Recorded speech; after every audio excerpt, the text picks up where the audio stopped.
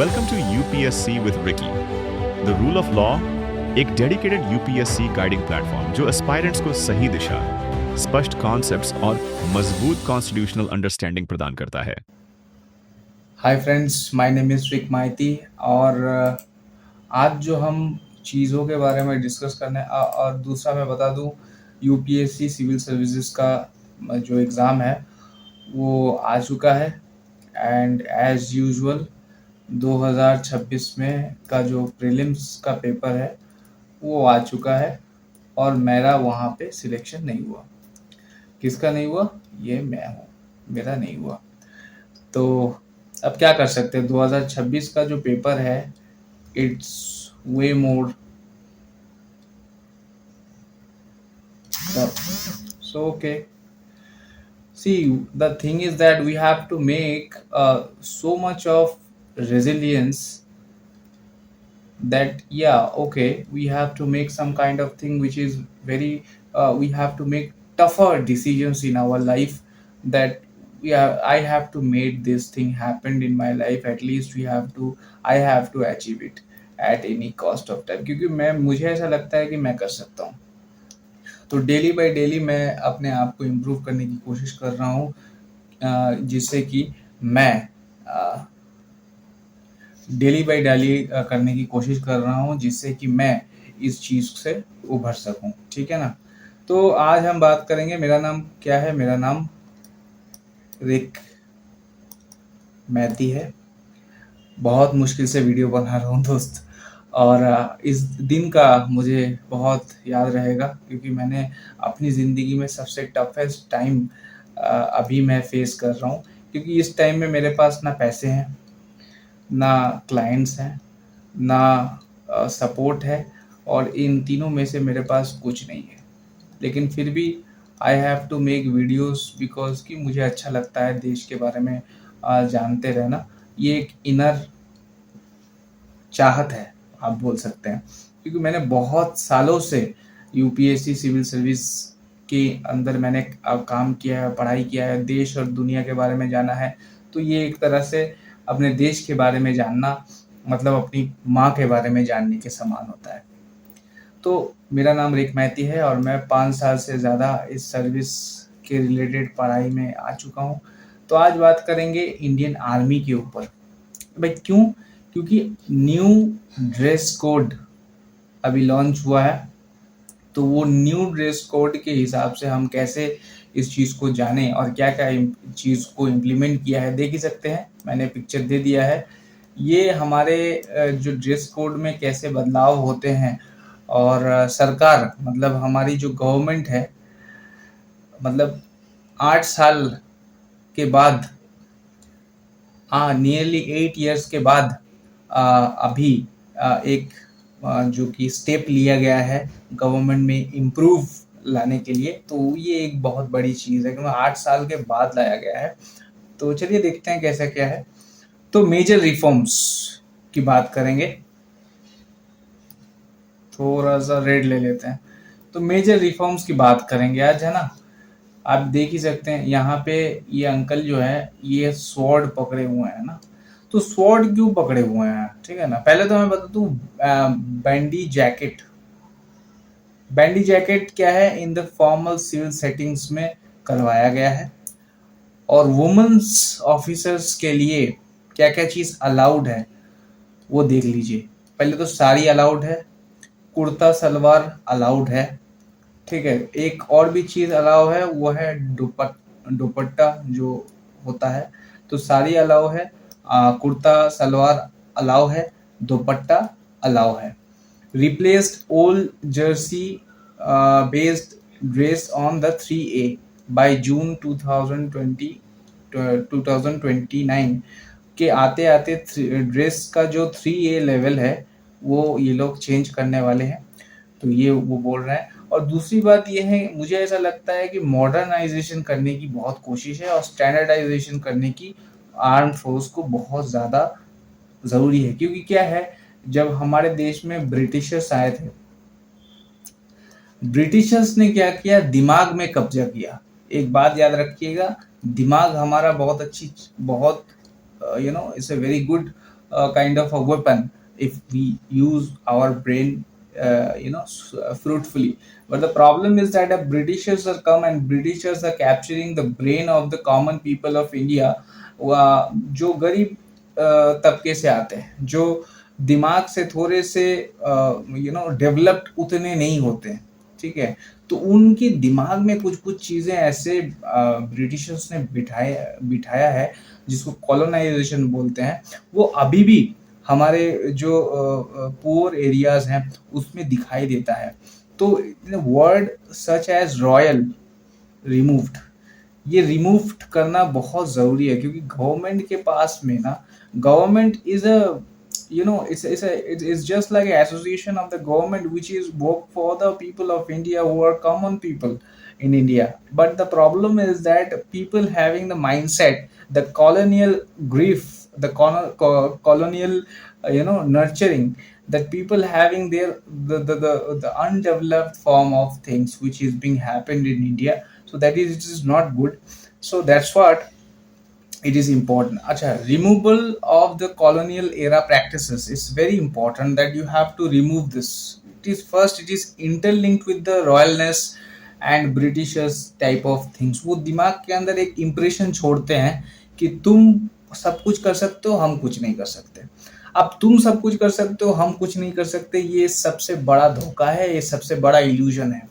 एक बात याद रखिएगा, दिमाग जो है हर चीज करने के लायक है, वो हर एक चीज कर सकता है, अगर उसको संसाधन मिले, अगर उसको वो चीज मिले जो जो चीज इंपॉर्टेंट है।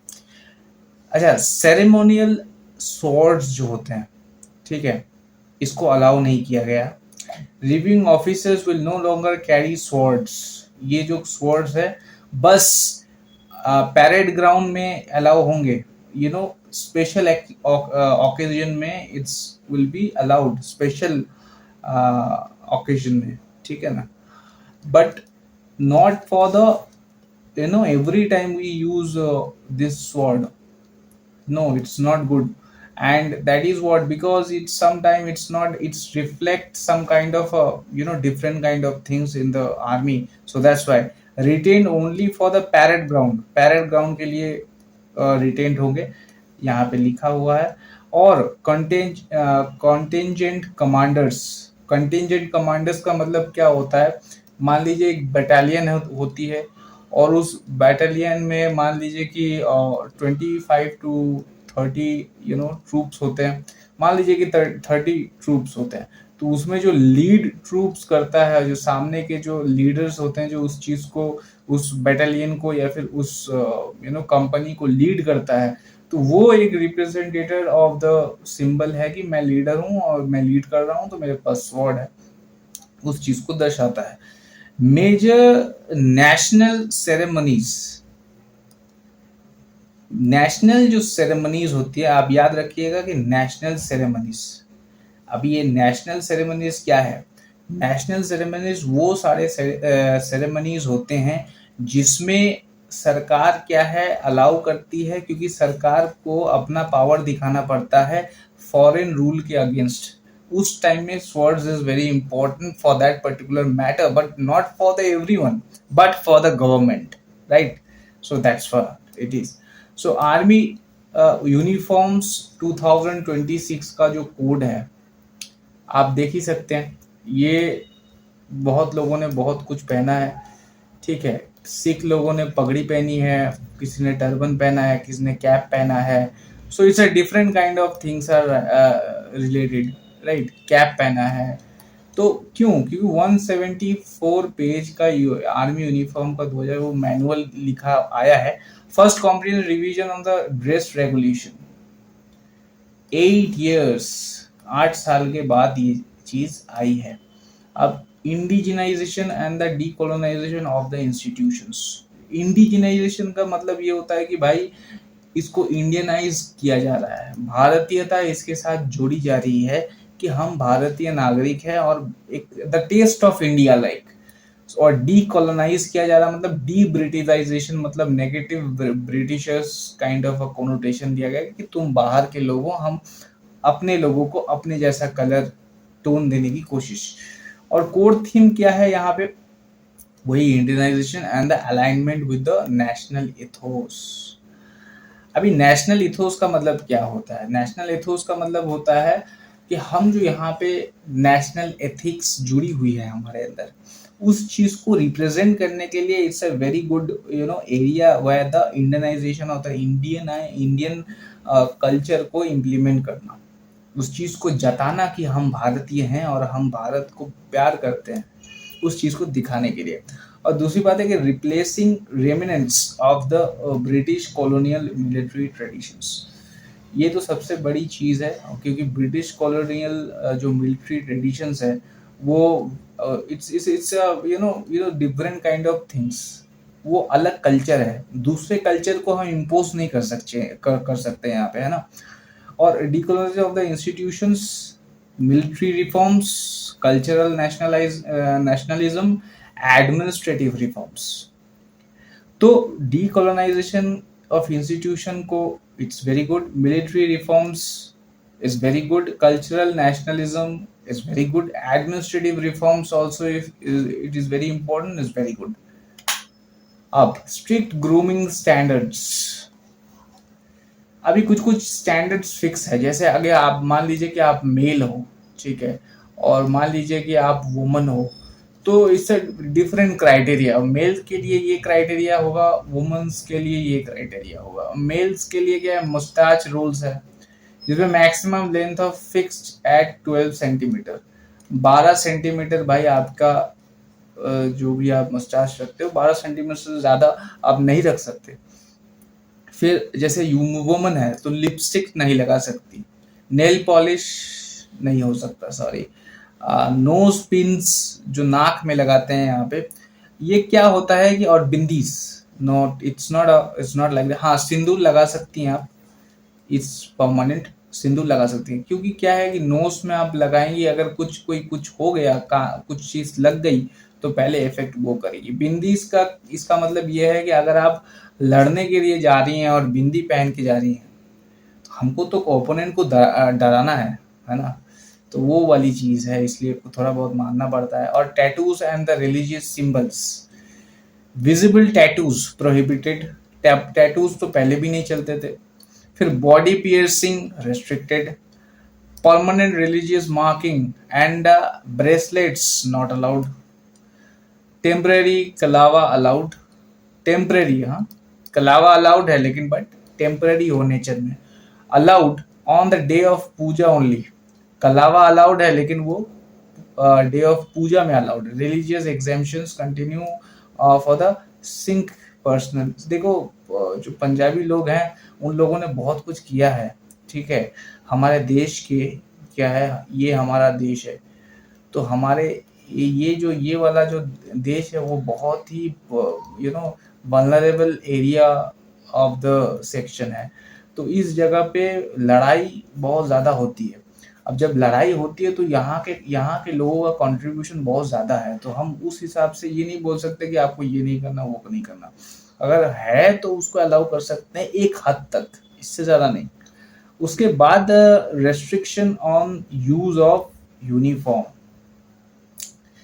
यूनिफॉर्म में भी कुछ रिस्ट्रिक्शन, जैसे personal can not where uniform eight political rallies, उसमें नहीं कर सकते, प्रोटेस्ट गैदरिंग में नहीं कर सकते भाई, वेडिंग्स ऑब्वियसली नहीं कर सकते, प्राइवेट पार्टीज ऑब्वियसली नहीं कर सकते, ये नहीं कर सकते, इसमें नहीं कर सकते, एंड पेड मीडिया अपीयरेंसेस, इसमें तो कतई नहीं कर सकते, इसमें पॉसिबल नहीं है। क्यों? क्योंकि पॉलिटिकल न्यूट्रलिटी है, पॉलिटिकल न्यूट्रलिटी है।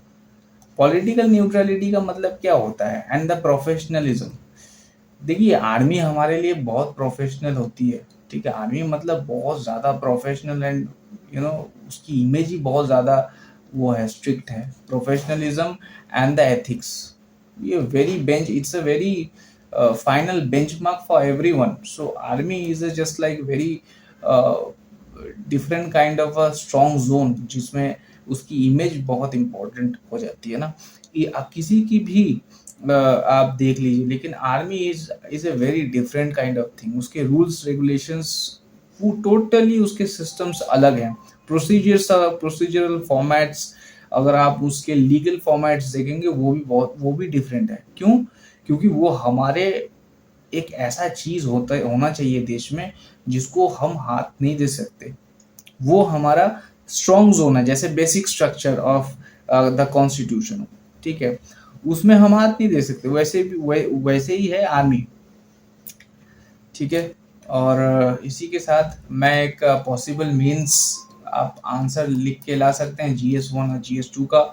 Army uniform 2026 reflects India's the broader effort towards indigenisation. Indigenisation का मतलब क्या होता है कि भारतीयता, तो भारतीयता कितनी है उसकी इंडियनाइजेशन की बात की जा रही है। एंड डीकोलोनाइजेशन, डीकोलोनाइजेशन का मतलब जो ब्रिटिशर्स का जो मतलब वो वाला जो मानसिकता है उसको नेगेटिव, ठीक है, और इंडिया को positive of the state institute while the preserving military discipline and operational effectiveness, ठीक है, उस चीज़ को डिस्कस करने के लिए बोला गया है।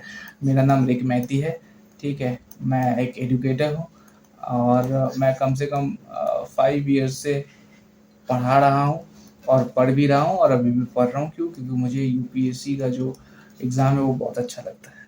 Thank you, have a nice day. पढ़ के आइएगा। Thank you.